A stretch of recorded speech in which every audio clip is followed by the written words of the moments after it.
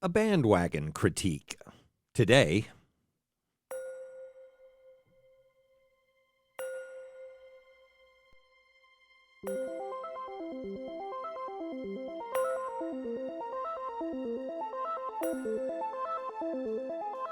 Welcome to Coffee with Creamer, where you get to sit down with our host, Dr. Barry Creamer, for a conversation about faith, life, and culture. We'll look at old ideas through a new lens, turn those culture wars on their head, and paint a picture of the way things could be. If you like your thinking deep and your coffee hot, pull up a chair. You're in the right place.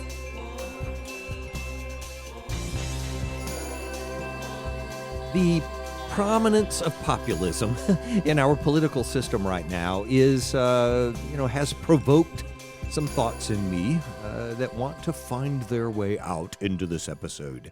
And so I'm going to be talking about populism. I actually entitled my document, I always have a working document of my notes on these things, Populism's Problem.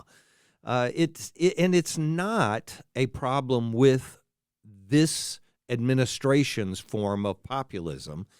Populism has been pushing its way in toward the center of our political system. And it does this repeatedly. It's in a cycle, I know, historically throughout the country's existence. It's been in a cycle.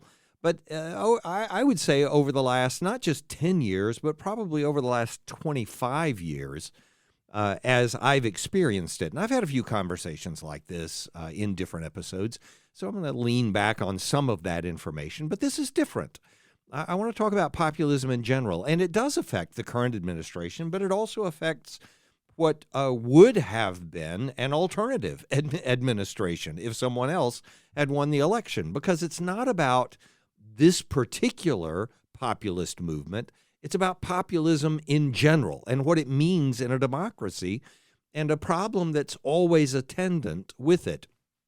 And populism is not the only thing that would have issues that are attendant with it. Elitism has the same kinds of problems. I'm just picking this one because populism has become such a prominent way of doing politics lately, and it's had an unusual wielding of influence over the last few years. So something to consider with it. So to set the stage for it, we need to consider the nature of our political existence. I've discussed this before. I think I can keep it really brief today with just a couple of examples. So in fact, in order to make this point, I'll use two completely different ways of describing the same social reality. And that social reality is that the individual is always both the ally and enemy of society. It's just built into what it is to be an individual within a society. The individual is both the ally and enemy of society. And by the way, society is always both the ally and enemy of the individual. So I'm not trying to play games with it. This is just the reality of our political existence. If I were to put it in Freud's terms, which I've done before, and so again, I'm not going to just dwell on it forever, although I don't expect everyone to have listened to every single episode, and I certainly don't expect you to try to remember everything that I've talked about in the details. But if I speak about that ironic relationship between individuals and societies in Freud's language, then it's the issue of the ego and civilization and how they fit together and how individuals both love and despise civilization. Civilization and its discontents is the book that Freud has that deals most particularly and immediately with that subject, that question. Or you could get it out of The Future of an Illusion, his book Against Religion and For Science, So again, I'm not a fan of Freud, but his intellectual influence is enormous, and the things that he discovers or describes are intellectually impactful as well. And this is one of them, that if we look at it from Freud's perspective, and I'm just super summarizing this, obviously, We need civilization in order to manage the larger parts of reality that we can't handle as individuals. And the perfect expression of that for Freud is just nature. Nature's too big for us to be able to manage. So we need people to work with us in order to overcome nature's threats. So we need, and Freud's going to use civilization as a substitute for society. That's how we're going to look at it, as civilization. It's from an era when that would have been used interchangeably in some ways. So we need civilization in order to manage nature's threats. This is a Freudian approach. And yet, at the same time, we despise civilization because the way it unifies us is by suppressing our individual tendencies. We get along better together when we're not killing each other or abusing each other. And the desire to kill each other or abuse each other or steal from each other or whatever it is obvious if you just watch toddlers when they're, both wanting the same toy. But as we grow older and become more civilized, we learn that we should live within society's restraints because we value the society for the advantages it gives us in our desire to overcome the threats of nature and such. So the tendencies which would undermine our relationship with the other members of that society need to be suppressed by that society. And so and by the way, the closest we get to resolution in that conflict, because our tendencies are something we like, that's the stuff we want to do. That's why they're tendencies. That's what we want to do. And yet society is keeping us from doing it. So society is suppressing our individual tendencies. And yet we value that. So it's weird. I value the thing that's keeping me from doing what I want to do. And the closest we ever get to resolving that, I'm just using Freudian terms, the closest we ever get to resolving that is in what he refers to as the superego, and you've heard of this before, where civilization's suppressions have become our own internalized repressions. So I keep myself from doing these things because I have a conscience. And what I mean by conscience is I have a way of thinking about the world that's finally been shaped by the society around me so strongly that I think of it as a part of myself. That's how Freud sees the resolution to it. But the conflict is the thing I want to point out.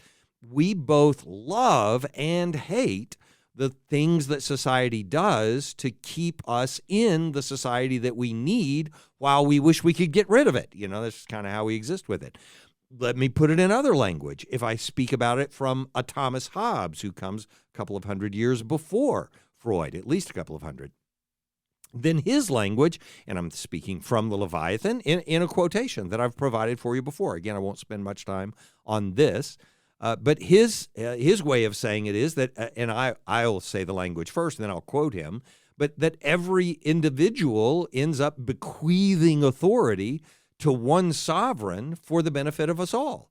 So here I want to have authority, but I need to give it away. But I give it away along with everybody else with a contract with that authority and with each other that we will submit to the authority's ability to exercise that authority, his sovereignty.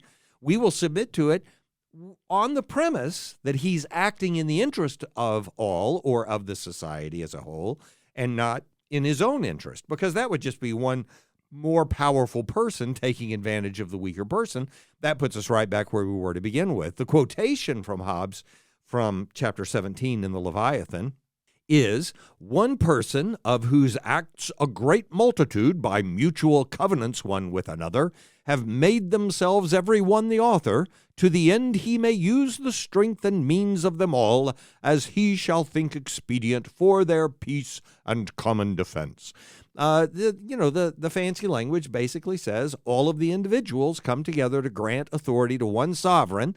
And it doesn't matter whether that's an individual or a parliament or however you put it together, but it's in the voice of one government. Basically, it comes down to the sovereign being the nation for the benefit of all. Obviously, in a kingdom, he's thinking of a king being able to do that, but acting in the interest of everyone else. Why would we give up the authority to that one person? Because the one person represents the entirety of society, and we need society because nature is bigger than us. And in fact, there are individuals within that society who are bigger than us. And we need society to follow this contractual arrangement we have in order to both have it because we want it and yet restrain it, us and the individuals that are in it and the society as a whole, because we still want to be able to do the things we care about as individuals.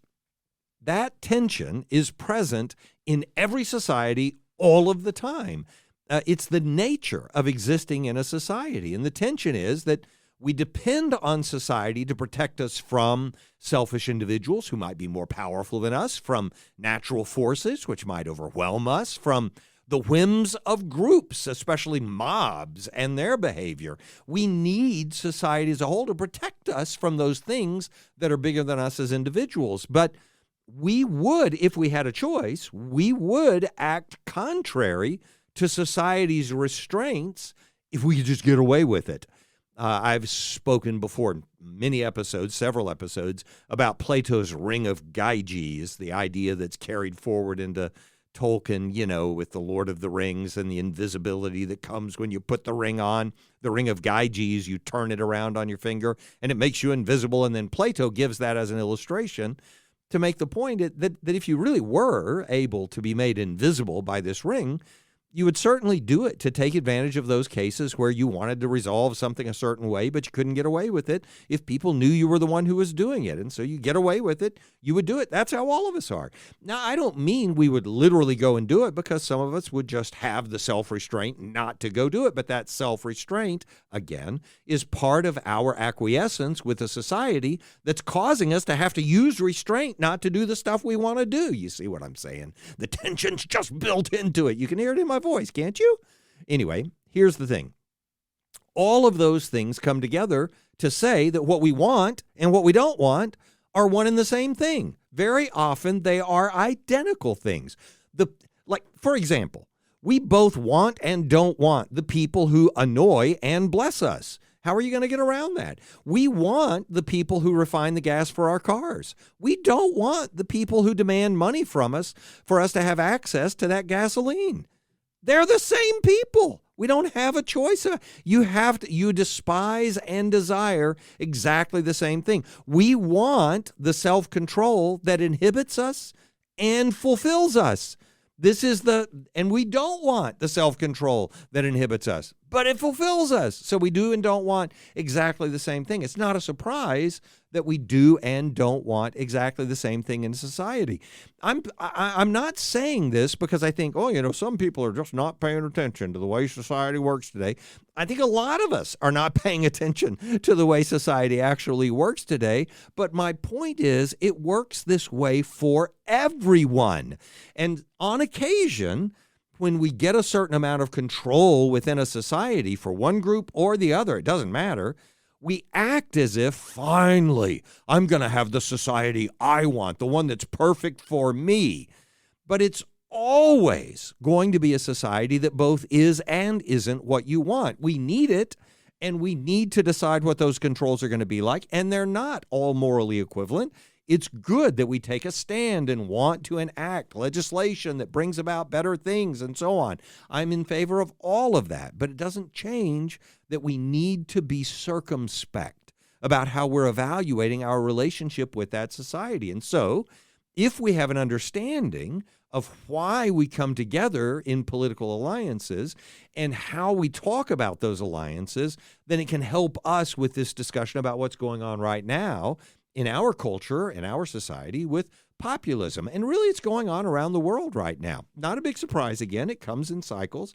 So it would come either way. And sometimes it comes in cycles that are moving to the left. Sometimes it comes in cycles that are moving to the right. The populist movements aren't just one way or the other. They do go both directions, as we'll talk about in a little bit. So the nature of political alliances to keep in mind, again, not brand new vocabulary to us if you've been listening to these episodes for a long time, to this podcast for a long time. There is a difference between these terms that we use for different elements of society that would be worth mentioning. Society, as one of them, is just, all the people who share a social space. It doesn't even mean you necessarily choose it. You just de facto, you're on the road together. You go to the same grocery store. You live in the same neighborhood. You cross paths when you're hunting the same wild game. You're a society just because you're interacting with each other. You share a space.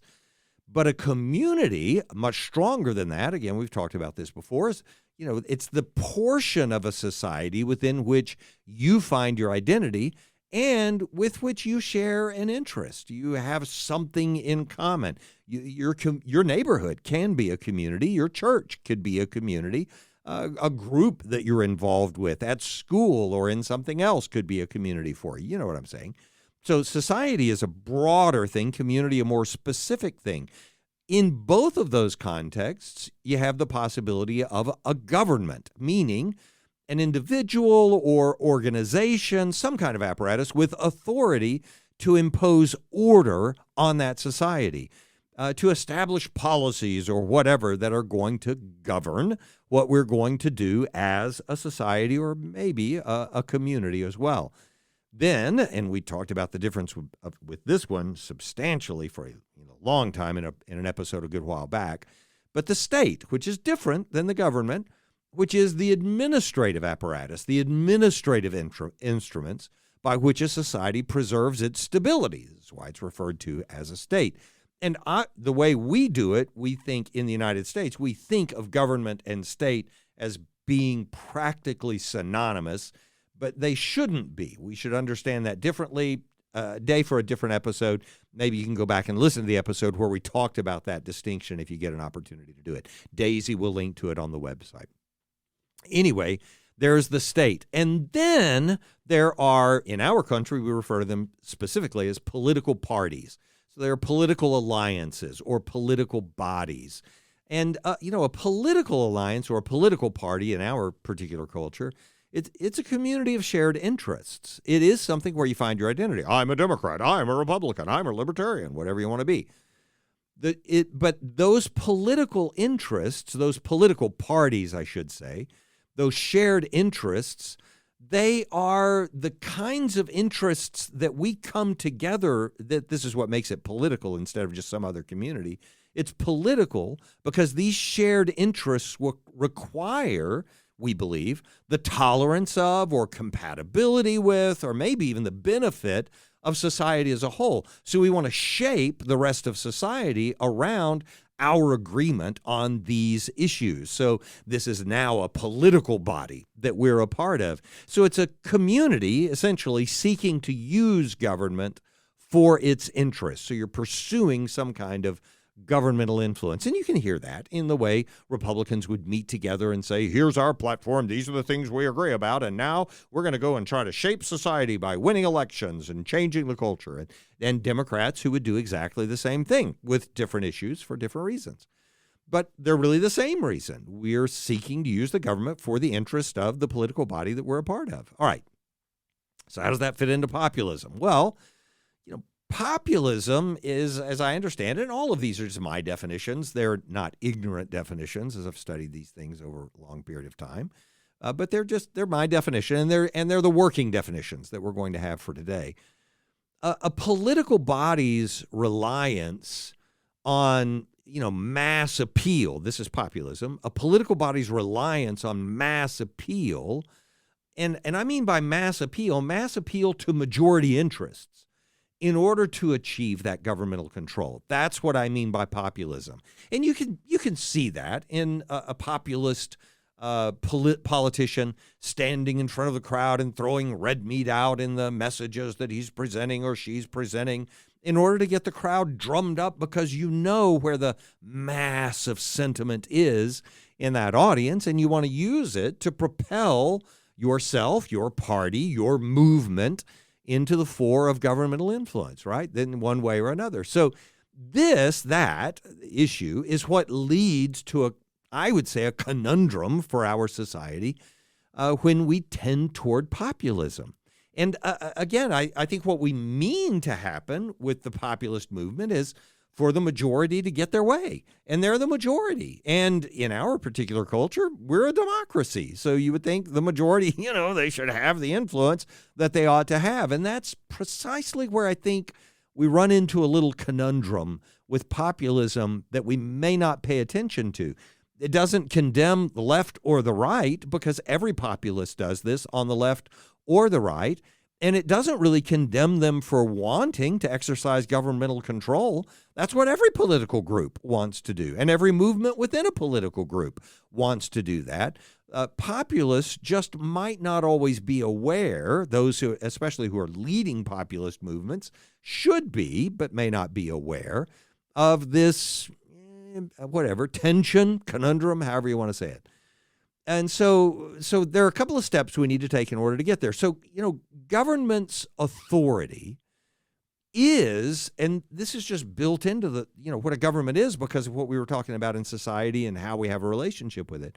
Government's authority is an individual's protection from the whims of larger social forces.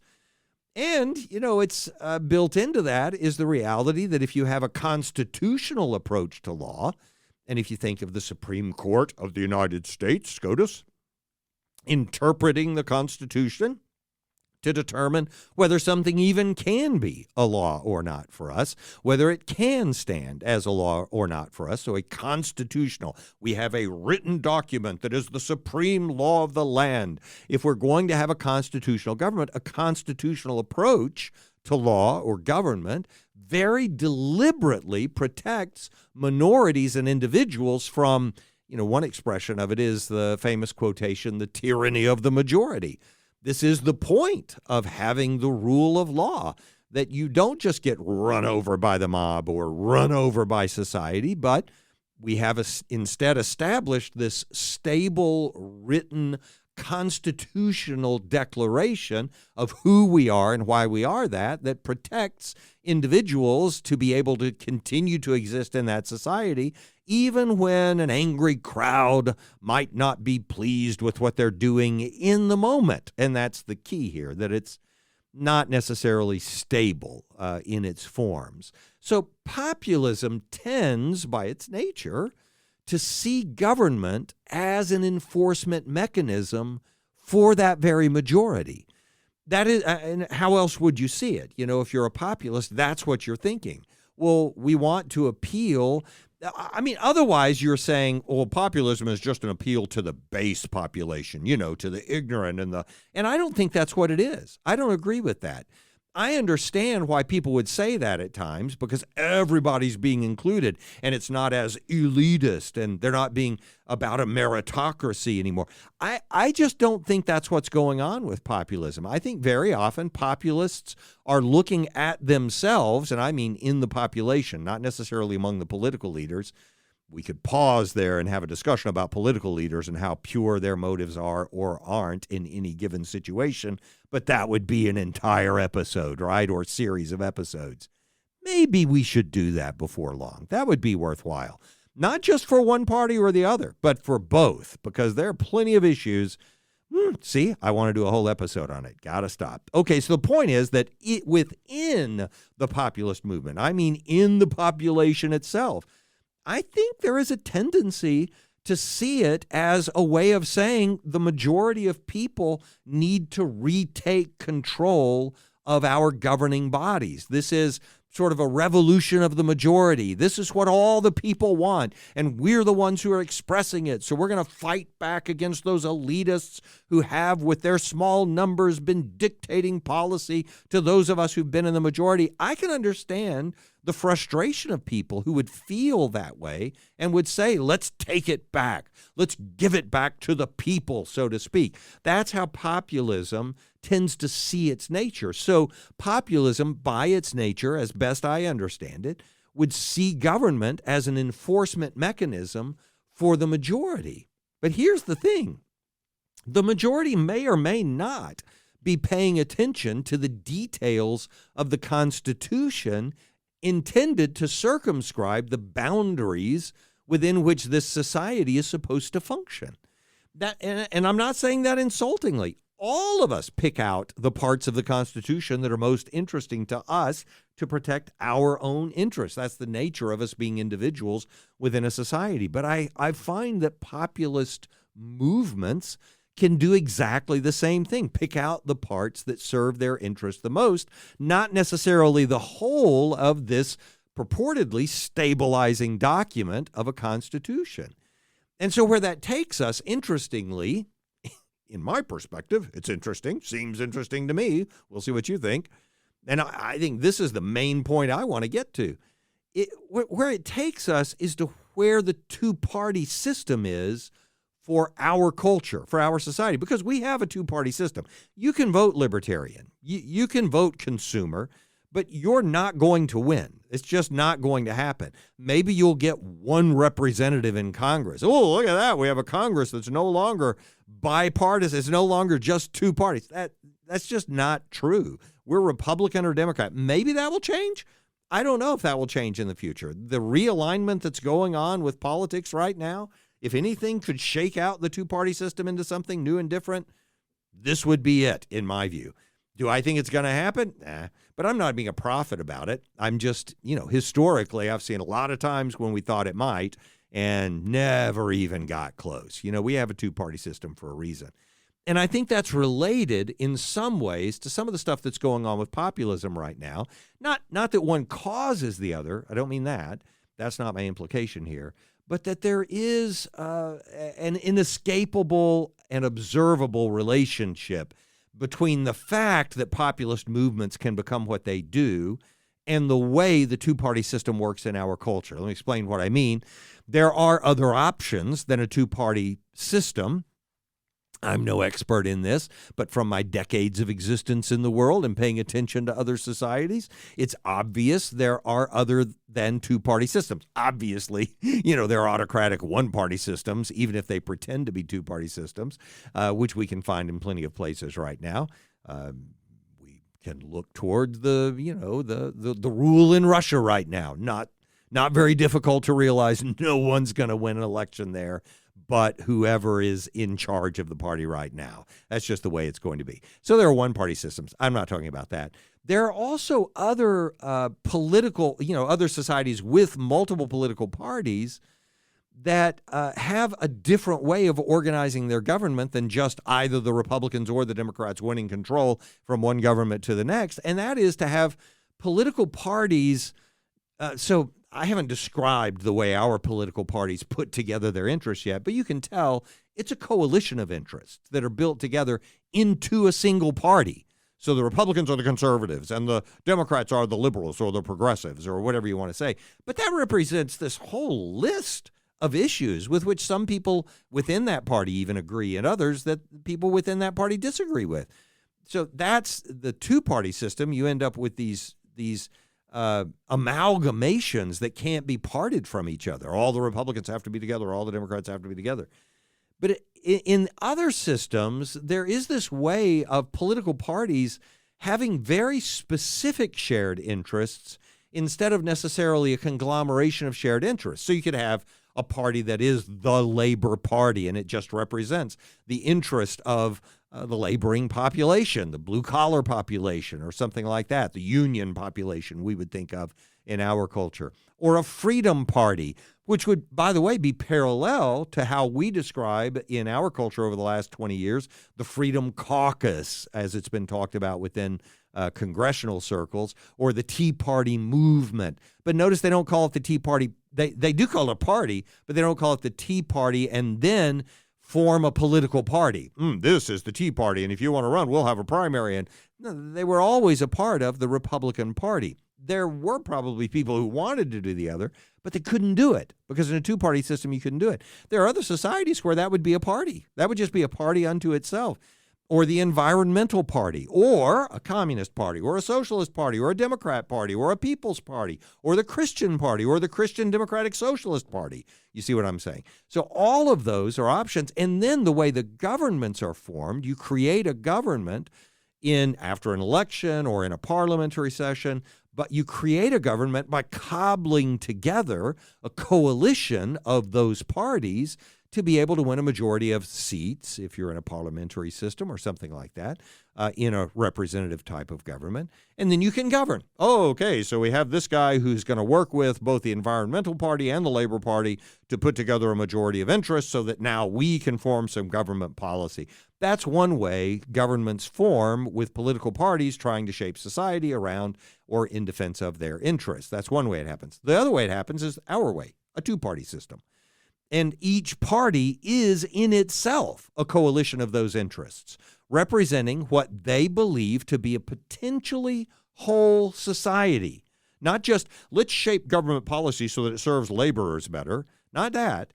It is, let's reshape the whole of society so that it serves our party's interests, which cover the whole gamut of our political interests. It covers the whole gamut of our lifestyle, for instance, or whatever it is, that want to shape the whole society in favor of their joint interests. Each party represents that, what they believe to be a potentially whole society, which would be tolerant of or compatible with or even benefit their joint interests. And so there are some particular challenges that are created by that model.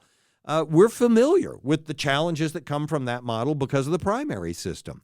The primary system can put the majority within a party, so the majority of Republicans or the majority of Democrats, in a contrasting place to an actual plurality, having more people who are opposed to them within the society as a whole. It's a very interesting conundrum for our society that has to do with the two-party system. All of us have heard this described and seen it lived out in the way the primaries function with our parties, and then the candidates go to the election, and then you end up with a candidate where people in the middle are going, I don't like that guy and I don't like that guy. What am I supposed to do with this? And the reason that happens is more than just the pragmatics of a primary. I just want you to think about the numbers for a second, not because the numbers are magic. They're super simple. I believe they're simple. And so I want to throw them at you. Just hang with me for a second in this. I'm only going to give about 4 different numbers, so don't panic on me because I mention a number, right? Some of you, those of you who are engineers and mathematicians, you're like, please, this is the only moment I even want to listen to. I understand that, but tolerate the fact that most of our audience, they're not the kind who are trying to take math courses all the time. I'm a humanities guy. You know, they're listening to somebody they didn't think was going to bring up percentages here. So let me just give you an example of what I'm talking about here. So if you take in our society the contrasting parties, and you just take and say they each have 50%. We're going to oversimplify in order to make the point statistically or numerically, just numerically. So we have a 50-50 model. 50% in our society are Democrat, 50% are Republican. I know that's not true, but let's just pretend it's true for a minute. Then let's say 60% of the Republican Party represents 30% of the entire society within that picture that I'm describing, right? That's an easy number to work with.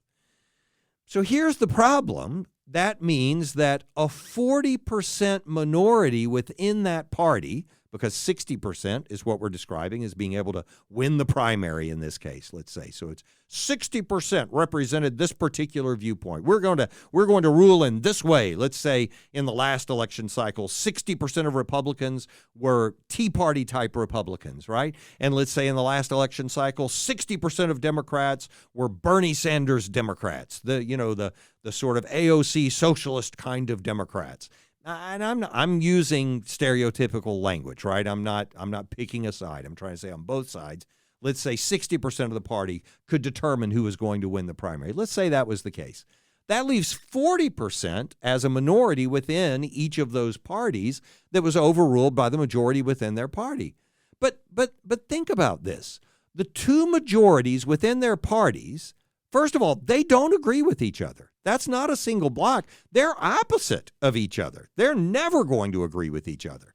The radical right Republicans are never going to agree with the radical left Republicans unless it's about something like reopening the government. That happens every once in a while. But that's not what I mean. I mean shaping the whole of society here.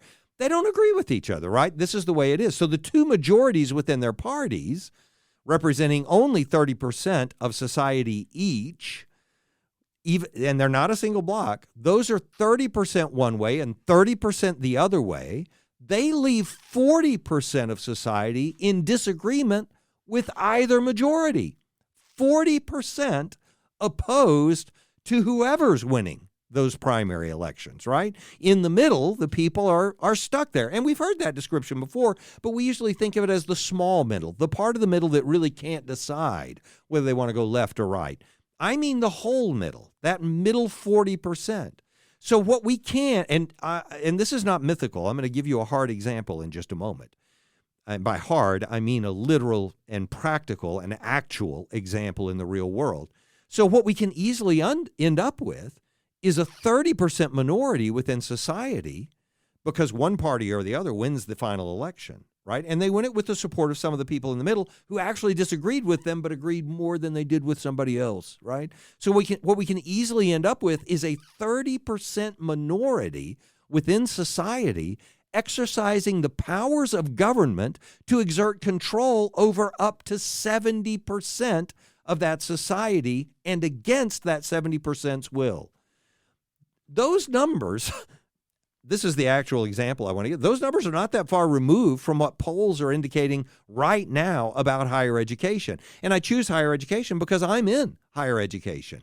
And I hear the discussions and I know what's going on with it. And it's fairly fascinating.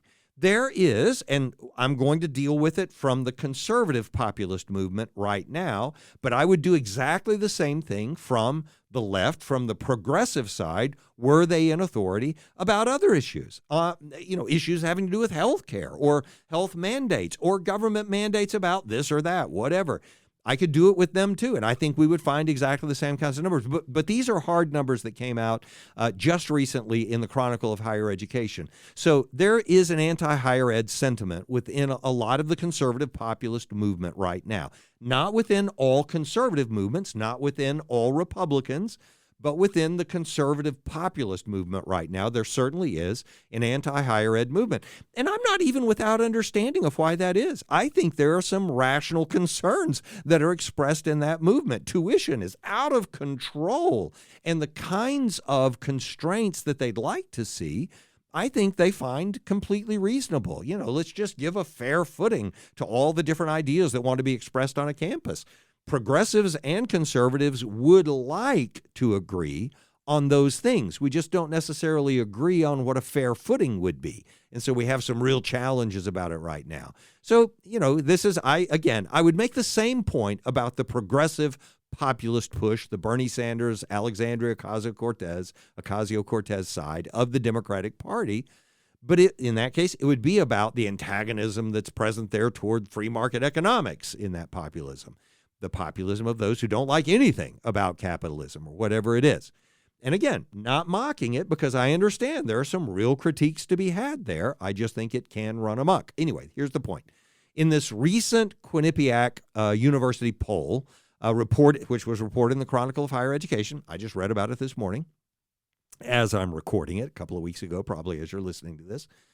What the poll was about was the current administration's contract with higher education, this offer for universities to compromise some things, to give up some things in order for the administration to get some of the things it's interested in seeing in higher education. So what the administration does in a typical characterization of this contract with higher education is to use federal funding as leverage, especially toward this funding toward research and such, as leverage to enforce universities' cooperation on issues like diversity, equity, and inclusion, or closing down programs that are seen as too adverse to conservative perspectives or whatever.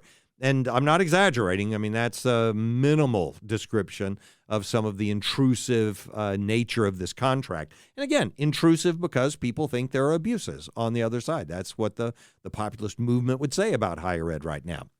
Not without any justification at all. There is some justification there. So anyway, the point is, this poll, overall, 57% of respondents opposed increasing the federal government's role in how colleges and universities operate.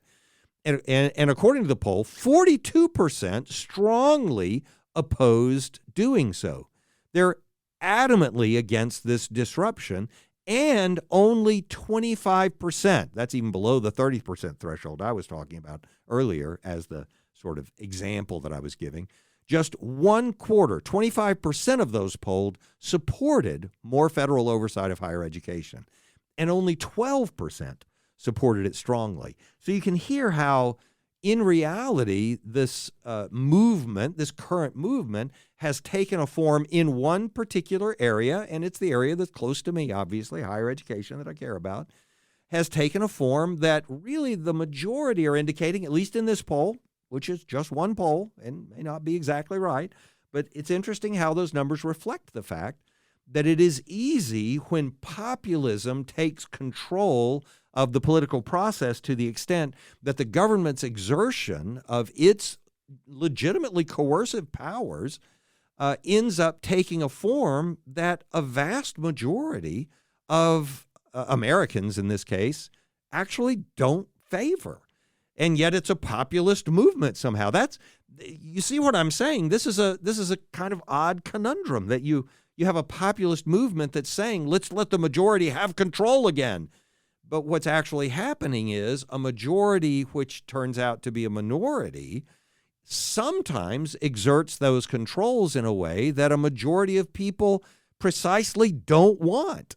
So while populism seems like a reversion to majority rule, even when it's being denigrated as a tyranny of the majority, it can easily find itself as control, sometimes beneficent controls, sometimes malevolent controls. That's not the point.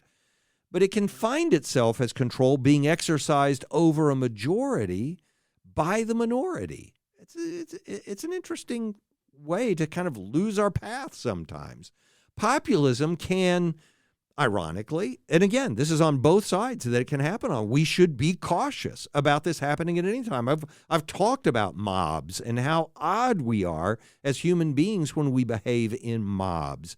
And you would think that leaders, politicians who ought to be leaders, social leaders, preferably social servants, would have a sense of the moral responsibility to do better than feed a mob, and instead, do those things that inform and guide and lead, because it's not a mob in the nature of the individuals who are just trying to see a better society. That's not a mob. It's not a mob until it's drummed up by someone, until it's driven into this corner by someone and threatened or shown a threat. It's not a mob for an individual to say, I feel like my opinions are being neglected. That's not a mob. That's not that. But just an individual saying, no one is listening to what's happening to me. No one is hearing how my concerns are being overlooked. When that gets turned into a mob, that's not that individual's fault. That they are a part of the population, but they're a part of the population that should be heard. We should recognize that whenever we're exerting, and I, again, had this whole conversation in prior episodes, so I won't spend much time on it, that whenever we're serving the interests of one part of society, we are inevitably pushing back against the interests of another part. Not economically. I'm not talking about that. I believe in an expanding economy and everybody benefits, rising tide floats all boats kind of idea. I'm all for that. But in reality, we should be listening to the voices who are saying, you're ignoring me. So I don't mean by this that a populist movement is populated by individuals who are inherently part of a mob. They're a mindless crowd. That's not the problem. The problem is how leaders are relating to that and using it to shape the political landscape as if they're only acting in the interest of the majority without paying attention to what turns out to actually be a majority. So populism can ironically become a form of paternalism with that level of, I don't know what the word is to even use, but it's political leadership, but it could be as negative as manipulation, right? So it's just populism. It's a shame, and it's a reality, though, always. Historically, it's always been this way, that populism, ironically, can become a form of paternalism, whether it's benevolent or not, or just downright elitism. Like, I know what's best for you, and I'll take care of you. And don't get me wrong, elitism has its own problems. I don't want to pursue that either. But we're always going to be pursuing one or the other. It's just that I'm talking about the one that actually is motivating political forces most strongly right now. The point is not to disparage the majority of people, but to recognize that populism is not actually very likely, not often, and I don't know that it ever has, represented a majority of the people who will be affected by its power. And, therefore, I'm trying to give us cause to considering carefully just how much control we want exerted by government in either party's hands. And I know what you're thinking. If you listen often, I know what you're thinking. You're thinking, you sneaky little twerp. You took us all the way down this discussion just to get us back to an argument for smaller government. Would that really be such a bad thing, by the way? Admittedly, I'm always in defense of a small government, and I don't just mean so industry can get away with whatever it wants to do, or so that you don't have to, support welfare. I don't mean that. I just mean government. It's a Thomas Jefferson line, that government is best which governs least. It's not a statement that there's nothing for government to do or that there aren't very significant issues for government to address. You have to have government doing its job for a society to be able to maintain its order. I'm for that. My point is that what we do over time, whether populist or elitist, is this ratcheting movement of giving government more and more leeway to do whatever it wants to do, because when we're ratcheting it up and giving government leeway to do whatever it wants to do, it brings us advantages. It opens the door for us to have more freedom to accomplish the things we want to accomplish.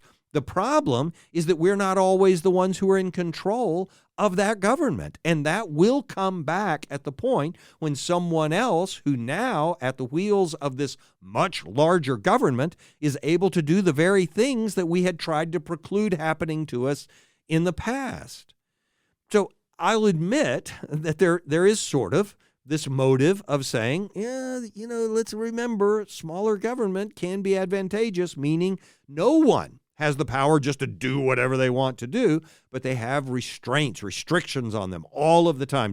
That is sort of my point. That's one of the things I want to get across. But really, it's just about seeing, again, that whatever advantages we gain for our side, whoever you are, whoever you consider our and we there, whatever advantages we gain for our side are the same disadvantages we will experience when the other side uses those same advantages for their control, which is why what we seek ought to be more like this. Not populist control, not elitist or paternalistic control, but instead constitutional controls and the stability that follows with them for as many of us, that's we and they, us, all of us, as possible.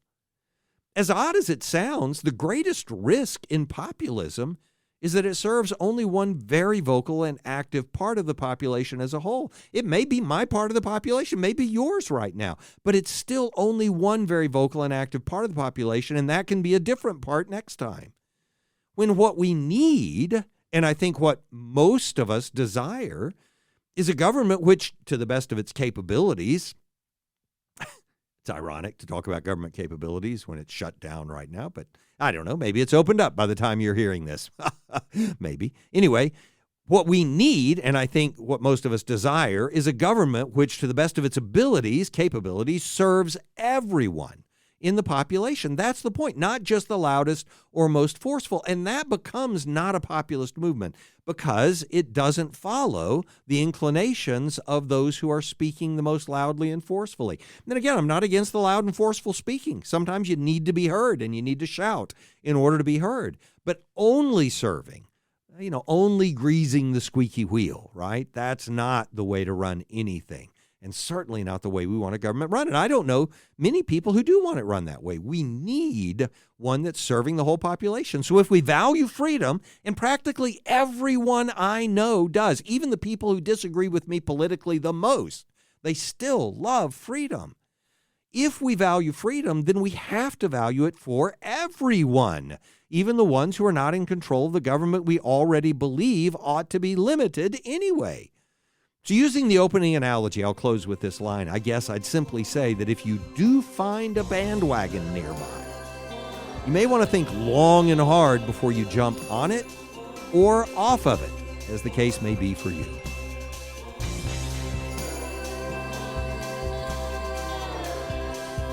Thanks for joining us for Coffee with Creamer.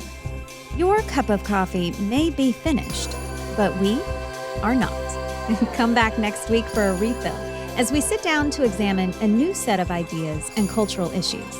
Don't miss an episode. Subscribe wherever you get your podcasts or visit our website at barrycreamer.com.